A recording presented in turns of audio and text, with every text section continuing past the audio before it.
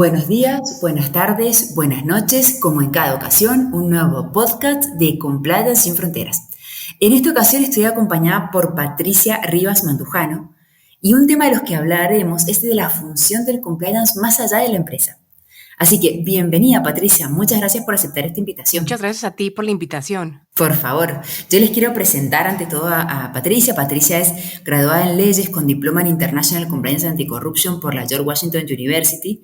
Cuenta con diversos estudios de posgrado, maestría en el área de Derecho de la Empresa y tiene más de 24 años de experiencia, mayormente en la industria farmacéutica y en empresas de consumo en el área jurídica y de compliance. Actualmente, Patricia se desempeña como Latin American Regional Director en Ethics and Compliance Officer en Bosch Health Companies Inc. Recientemente Patricia terminó un diplomado en Derechos Humanos y Empresa en la Universidad Panamericana y un curso de Feminismo, Historia, Teoría y Práctica en la TEC de Monterrey. Así que ya que tiene muchísimo interés en promover esos temas en la región. Patricia, desde ya tenés una trayectoria estelar, siempre con una especial concentración en la industria farmacéutica y médico-tecnológica. ¿Nos puedes dar un retrato del quehacer diario y de las responsabilidades asociadas a un puesto de Regional Management de ética para toda una división geográfica? Enorme en tu caso, puesto que básicamente tu función abarca todo el ATAM, ¿no? Claro que sí, Jimena. Muchas gracias por la invitación bueno, por la semblanza y por todo el tiempo, ¿no? Bueno, sí es quisiera hablar primero de las responsabilidades, ya que hay que tener mucho conocimiento, pero también de las diferencias que hay entre los países, porque a lo mejor podríamos pensar que todos somos latinoamericanos, que todos tenemos en una misma empresa el mismo modelo de negocio, sin embargo, no es así, ¿no? Tenemos obviamente leyes locales, especificaciones diversas, diferentes cámaras de la industria que tienen diferentes estándares. Entonces, yo creo que la responsabilidad es porque al final, como mi posición reporta corporativo, digamos que yo soy la cara de ellos aquí en la región y tengo que bajar las políticas, los estándares. Entonces, la responsabilidad para mí principal es realizar esta función de cascadeo de una manera integral, de una manera en donde yo transfiera, digamos, todos los requisitos y requerimientos de mi corporativo a los procesos y políticas locales sin dejar de tomar en cuenta los requerimientos legales de cada país y las especificaciones de cada país. Porque no porque en Estados Unidos o en Europa o en Canadá se haga de alguna manera, tenga que hacerse igual en nuestros países, porque a veces no aplica, ¿no? Tenemos gobiernos diferentes simplemente, ¿no? Somos nuestras economías emergentes, no somos tan organizados como, por ejemplo, pues como Estados Unidos o Canadá. Entonces, la responsabilidad principal es también hacerles entender, no, de que no, aquí no se hace todo igual. O sea, aquí las cosas a lo mejor van más lento en esto, más rápido en esto, eh, para que, digamos, haya un entendimiento general, ¿no? Y bueno, el día a día, yo te podría contar que depende un poquito del tiempo, es decir, del mes, porque tenemos como muchas obligaciones de cierre, por ejemplo, hacemos monitoreos y en cada trimestre. Entonces, el último trimestre me dedico mucho a revisar procesos, a políticas, a hacer el reporteo, a hacer el análisis de riesgos, porque tengo que reportarlo, digamos, dentro de la primera semana del siguiente cuarto. Y bueno, pues obviamente dependiendo de las actividades, muchas veces son aprobaciones, muchas veces son dudas, siempre hay dudas. Y yo soy mucho le digo siempre al equipo de marketing y de comercial, llámenme, pregúntenme, tienen mi WhatsApp, tienen Teams, tienen todo lo que se requiera. Por favor, antes de que tomen una decisión de la cual tengan duda, mejor llámenme, ¿no? Entonces, es mucho apoyo, mucho resolver, el día a día es mucho resolver dudas concretas, resolver de cómo sí se pueden hacer las cosas a lo mejor, eh, explicar algún proceso, alguna política que no está clara, y pero sí tengo mucho involucramiento con el negocio, ¿no? Sí me gusta mucho entender el negocio, entonces también al principio de cada cuarto hago unos, visitas de campo, con los repres, con la gente de ventas, para, pues, entender de manera directa el negocio, ¿no? Y entonces, obviamente, pues, juntas reporteo con el equipo de México, con el equipo de corporativo y juntas mensuales con todo el área de compliance global. Escuchándote, creo que el gran desafío, ¿no? Que se presenta es la gestión de compliance en empresas que operan en múltiples jurisdicciones, ¿no? Y aquí, escuchándote básicamente, es el rol tan importante que tiene la comunicación interna, ¿no? Es decir, trabajar conjuntamente con las áreas de marketing, de comunicación, de recursos humanos es clave en ese punto. Y ahondando más un poco en el tema geográfico y asociado directamente a tu puesto, ¿cuáles son las herramientas específicas de compliance que empleas para extraer sentido y mínimos denominadores comunes entre países, ¿no? Es decir, ya que pese a su cercanía geográfica, pueden no tener la misma idiosincrasia o no estar alineados en el mismo modelo regulatorio, ¿no? ¿Te has encontrado con esas divergencias? Es, parte de lo que comentaba, ¿no? De que hay que entender que todos los, países de la región tienen diferentes legislaciones, unas más estrictas, otras menos estrictas, pero al final cada una tiene, sus particularidades y debemos seguirlas, ¿no? Y atenderlas, resolverlas, no evadirlas, más la responsabilidad o más la guía que nos dice corporativo, ¿no? El corporativo nos manda guías que son los mínimos estándares que tienen que tener los países en su operación, digamos. Entonces, son los mínimos estándares. Dependiendo de cada país, se van alineando o haciendo más estrictas las políticas o menos estrictas. Normalmente en la industria farmacéutica en la que estoy actualmente, eh, en las empresas pues transnacionales, la, sus guías globales, sus estándares son más estrictos que la legislación local, ¿no? O sea, porque están pues más evolucionados, digamos, en términos de leyes o de cumplimiento de las mismas. Pero respondiendo a tu pregunta, eh, tiene que, a pesar de que haya diferentes legislaciones, leyes, requisitos, cámaras de asociaciones, ¿no? De farmacéuticas, existen obligaciones estándar para todas. Por ejemplo, tenemos varias herramientas y usamos la misma herramienta de manera global. Ahí sí, por ejemplo, son muy estrictos, por ejemplo, en el tema de due diligence. eh, a lo mejor en países como México no se exige de manera puntual el nivel de due diligence, o sea, no está claro qué es el due diligence o qué, qué implica, ¿no? O dependiendo de qué servicios o de qué tercero vas a realizar un due diligence tan profundo. Entonces, lo que hace este sistema simplemente es estandarizar para todos los países, independientemente de la región o independientemente de la legislación local, es una herramienta en donde un solicitante de cualquier parte del mundo tiene que llenar un cuestionario en donde explica qué actividades va a realizar el tercero que pretende contratar. eh, y básicamente, dependiendo del país, pues llegan a los diferentes directores regionales. En este caso, toda Latinoamérica me llega a mí y yo ya decido con base en la información que está presentando el solicitante qué tipo de investigación voy a hacer. El propio sistema te lo va diciendo, es decir, es muy amigable. Te, y bueno, aparte nos entrenan para utilizarlo, ¿no?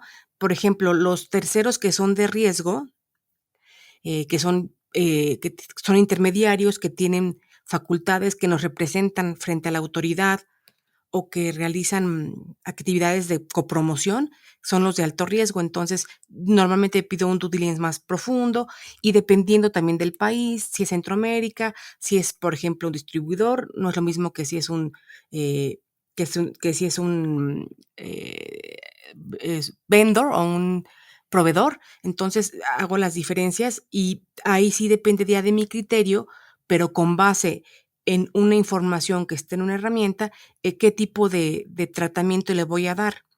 Y bueno, cabe señalar que en nuestros países, por ejemplo, yo soy mucho más estricta en temas de due diligence y de anticorrupción, pues porque tenemos lamentablemente pues unos altos índices de corrupción, ¿no? Entonces hay que ser mucho más estrictos porque hay que proteger más a la compañía de estos potenciales riesgos, ¿no?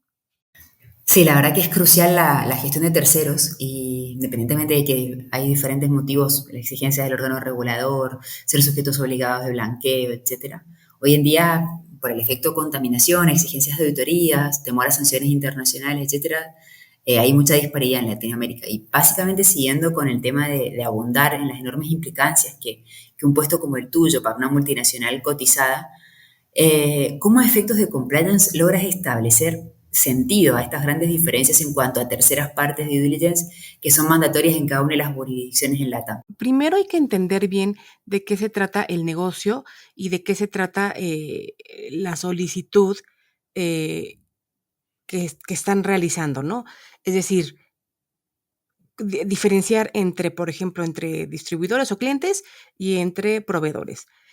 Y eso yo creo que en todos los países es igual. Al final siempre hay que tener un análisis de riesgo y siempre enfocarnos o tener prioridad sobre los de alto riesgo, ¿no? Eso es independientemente de la legislación o de las diferencias que haya en las legislaciones.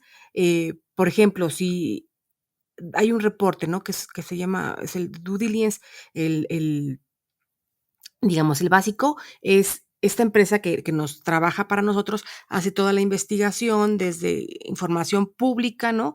En el registro público, societaria, de juicios, temas legales, temas, sobre todo también si hay como temas que están en los medios, ¿no? Noticias erróneas o malas, negativas, y nos arroja un reporte. Este reporte va clasificando los hallazgos dependiendo, por ejemplo, temas de anticompetencia, ¿no? Temas de anticorrupción, temas de derechos humanos, así, temas legales, laborales, ¿no?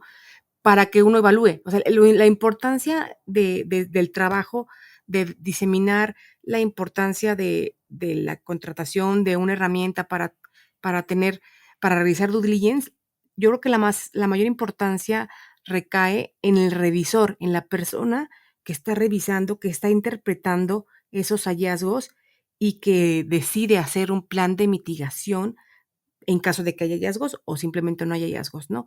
En algunos casos, por ejemplo, se decide hacer un due diligence más profundo, que es una investigación de campo, en donde una persona del país, de la localidad, va y hace como una, digamos, como un detective, va y pregunta eh, y hace una investigación ya directamente en el país y pues dependiendo de los hallazgos obtenidos, pues va diseminando, ¿no? Que investigar, en qué meter mayor profundidad de investigación. Y lo que quiero comentar también es que sí es muy importante, uno no puede como compliance officer tener una información, recibirla y no hacer nada al respecto. O sea, tienes una información, tienes unos hallazgos de tal empresa, tienes que hacer algo, comunicarla, por supuesto, pero hacer un plan de acción. Si el negocio decide continuar la relación comercial con este tercero, por la razón que quiera, hay que obviamente dejarla bien documentada, pero también dejar qué hice yo para mitigar ese riesgo. A lo mejor el riesgo no se va a eliminar, ¿no? Porque es imposible. Estamos hablando de empresas. El riesgo existe, es inherente al negocio, a todos los negocios, ¿no? A la vida comercial. Entonces, dependiendo del apetito de riesgo y dependiendo de las decisiones que tome el negocio, se tienen que realizar acciones que mitiguen el riesgo en cada caso. No sé si con esto contesté tu pregunta. Sí, totalmente, Patricia, totalmente. La verdad es que hay países donde el estándar se rige por este famoso clásico Know Your Customer, pero también hay otras que requieren este baremo Know Your Customer Customers, es decir, hasta qué punto conocemos al tercero de nuestro cliente, o las famosas terceras partes de due diligence en sentido estricto, ¿no? Y en ese punto va a haber que tener la seguridad de qué es lo que nos aporta una herramienta de trazabilidad, ¿no?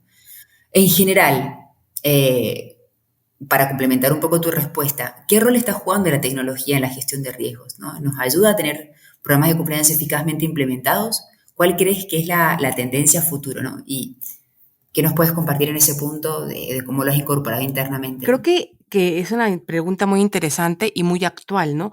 Porque la tecnología en mi opinión, juega a favor totalmente.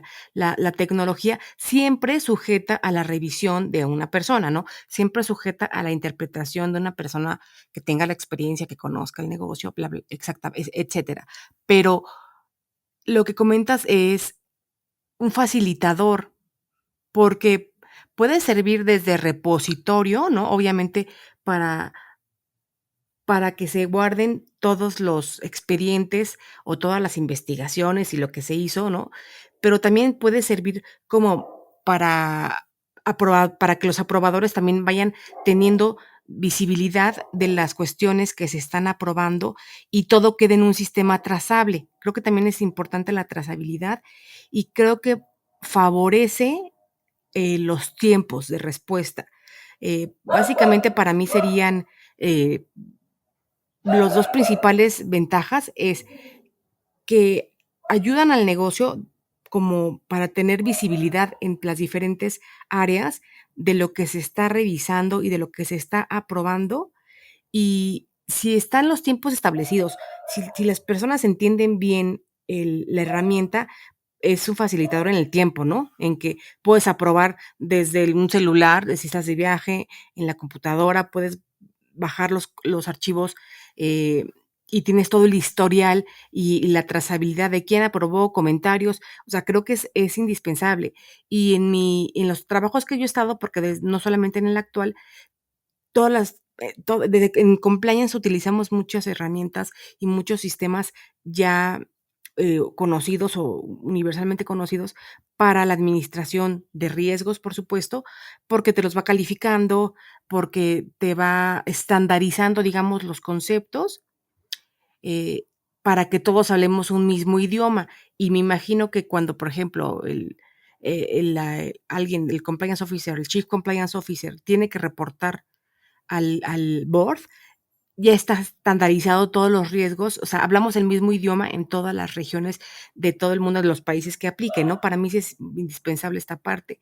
Sin embargo, lo quiero comentar que de pronto apegarnos tanto, por ejemplo, en el análisis de riesgo, ya en matrices muy establecidas, eh, sin interpretarlas, sin la interpretación personal, que le dé el responsable, podemos caer en un simplismo de dejarnos llevar por lo que diga el sistema. No sé si me explique. Por ejemplo, cierta actividad está considerada en cierto país de alto riesgo, ¿no? Entonces se clasifica como roja, una actividad de alta vulnerabilidad, y los planes de acción o el seguimiento son los siguientes, y a lo mejor el propio sistema te establece 5. Aquí lo interesante o el trabajo adicional que tiene que hacer el compliance officer es a lo mejor decir, no, mira, estos 5 no son suficientes, o hay uno más adicional porque este país tiene esta peculiaridad. Entonces, siempre tiene que haber una flexibilidad o un campo que permita comentarios propios del revisor, para que no se vaya como una revisión automática. Sí, la trazabilidad yo creo que es clave, pero incluso para la toma de decisiones, ¿no? Es decir, vivimos en entornos tan cambiantes para nosotros como compañía, que incluso nuestros terceros también, ¿no? Y lo importante es mantener esa información siempre en forma dinámica. Ahora, directamente vinculado a esto, Patricia, una de las preguntas que te quiero hacer es, ¿qué tan cierto es que compliance no es un gasto y es una inversión? Pero quiero ir un poco más allá, ¿no? Es decir, ¿desde qué punto el CEO o los directores generales deben mirar el margen de contribución y tener esa extrema importancia de compras y ventas? Es decir, ¿desde qué punto la evaluación de terceros contribuye a ello? ¿No? En primer lugar. Y en segundo lugar, ¿cómo vemos el retorno de la inversión que hacemos en compliance al tener implementado un sistema de gestión de riesgos? ¿No? Es decir, es una inversión, perfecto, queremos atenuar riesgo, queremos minimizar riesgos, queremos evitar sanciones, cuidamos nuestra reputación. ¿Pero ese es solo el retorno de la inversión? ¿Cómo lo ves tú? Lo que comentas es muy cierto. Para mí el principal retorno de inversión o principal valor es pues el reputacional, ¿no? Que es el principal activo intangible de una compañía. Creo que si una compañía tiene un sistema robusto de compliance, un sistema de revisión de las terceras partes, de análisis de riesgos, da certidumbre a las empresas, a los clientes, a los gobiernos, a los accionistas, o sea, da certidumbre de que las cosas se están haciendo realmente bien, porque no solamente es tener compliance por cumplir, digamos, ¿no? Por ejemplo, una empresa que cotiza en la bolsa, ¿no? De Nueva York, que es una empresa pública, tiene que tener a fuerza un sistema de compliance, tiene que tener un sistema de reporteo. Entonces, no solamente es por cumplir, sino significa que en todo, por ejemplo, en la industria farmacéutica, sí son muy reconocidas las empresas que tienen un sistema robusto de compliance, porque tienen compliance en calidad, en la calidad de los productos, porque están cumpliendo con todas las normas, políticas, procedimientos, normas oficiales, reglamentos, todo lo que indique las buenas prácticas, por ejemplo, de fabricación, porque estamos hablando de fabricación de medicamentos, ¿no? Entonces, sí da certidumbre, por ejemplo, desde a quien compra directamente a quien prescribe los productos y al cliente final, al paciente, ¿no? De que estás tratando, que estás comprando un medicamento que sí cumple las especificaciones eh, que está indicando, ¿no? O la sintomatología, sí va a curar la sintomatología para la que fue creada tal producto. Entonces, yo creo que en ese sentido, es, crea sustentabilidad para el negocio. O sea, no es, a lo mejor no es a corto plazo, si están pensando implementar algún programa de compliance, el retorno de inversión no es a corto plazo, sino hay que pensar a mediano y largo plazo, porque da al negocio eh, sostenibilidad en el tiempo, ¿no? Eh, y en el tiempo se ven retribuidas todas las acciones que se hicieron. Yo creo que para mí es lo más importante el tema de reputacional y de confianza. Y de confianza me refiero también, hablo de los accionistas, ¿no? Si son empresas públicas, bueno, ¿en dónde van a invertir dinero? En una empresa que de dudosa reputación, que no tiene todos estos mecanismos ni un programa de compliance robusto, o en una empresa que se ha certificado, que ha demostrado que cumple, para mí es más que no tenemos un gasto, sino una inversión, ¿no?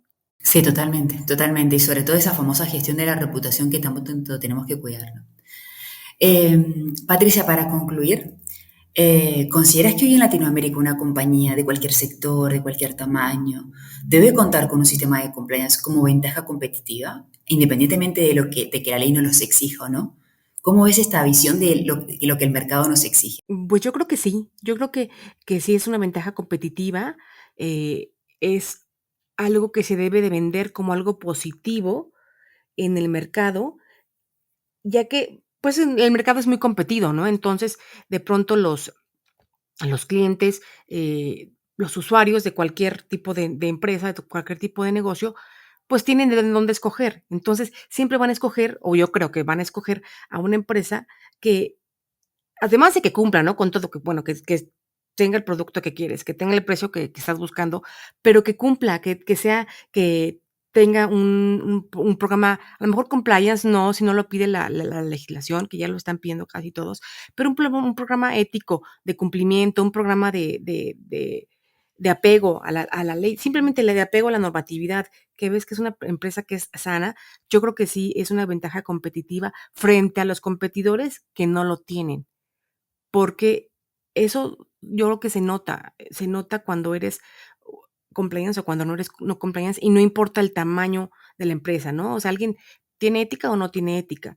Entonces, para mí sí es una ventaja competitiva el que el propio mercado va a ir eligiendo a las empresas que sí cuenten con, pues, con programas de compliance. Patricia, muchísimas gracias por esta participación. Ha sido muy enriquecedor escucharte. Quiero felicitarte por la experiencia, por todo lo que estás forjando día a día y por todo lo que estás aportando. Así que, en nombre de toda la comunidad de suscriptores y suscriptoras de Cumpleaños Sin Fronteras, muchísimas gracias por esta participación. Gracias a ti, Jimé. Un abrazo muy grande.